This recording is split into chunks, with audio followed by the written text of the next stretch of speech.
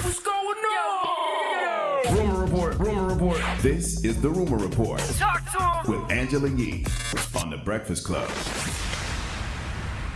So I guess over the weekend, SNL addressed Ice Cube and Lil Wayne in a sketch. Listen to this. Do you not elect him anymore, though Ice Cube and Lil Wayne are voting for? Why in the name of all that is holy would you be voting for Trump? Taxes. Plus, Trump's got his new platinum plan. That's right. If you got a platinum record, you can plan on him doing a photo op with you.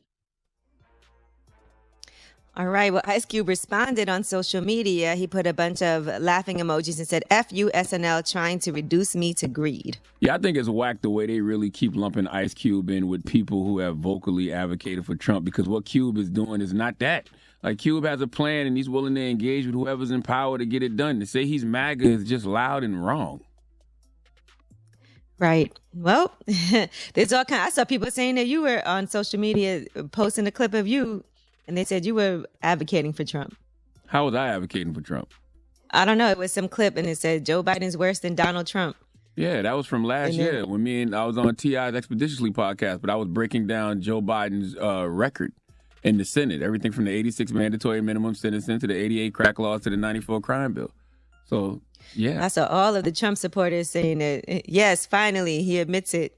I don't have to finally admit it. I've been on Joe Biden's ass about his record. The same way Jim Clyburn was up here this morning, and Jim Clyburn said in the first 100 hours, he wants Joe Biden to put together a task force to go out there and study the impact of the 86 mandatory minimum sentencing and the 94 crime bill to figure out how to atone for it. There's nothing wrong with that. You can critique somebody's record and still vote for them.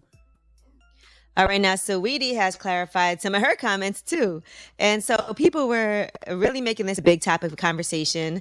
And these were the original comments. If you're not getting you a Birkin, if you're not paying for your bills, then throw that to the streets, okay? Lord have mercy.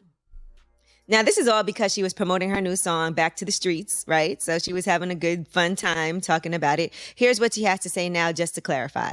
One thing that people have to realize, and I'm an entertainer and I come to entertain. So that was a very entertaining comment. So for one, I was having a good time. I'm promoting Back to the Streets. And, you know, I'm popping my for my girls, but I feel like a Birkin symbolizes a gift of value. So if you're giving your girl who's holding you down, if you're giving her a gift, give her something that you can get, of course, in your tax bracket.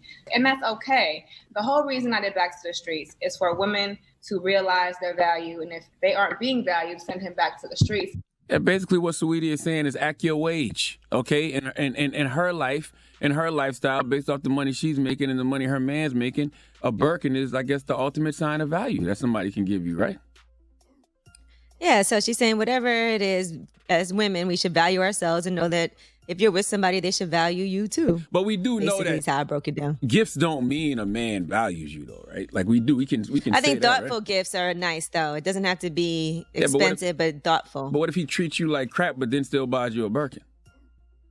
I mean, of course, it still has to go all together. Yeah. Listen, I had an ex-boyfriend that got me the worst presents ever, and he was a terrible boyfriend. I think because they were not thoughtful. Ever, and he was a terrible boyfriend? Well, I think that it kind of reflects things. I think really great boyfriends aren't going to buy you terrible gifts because they're paying attention to you and they know what you like.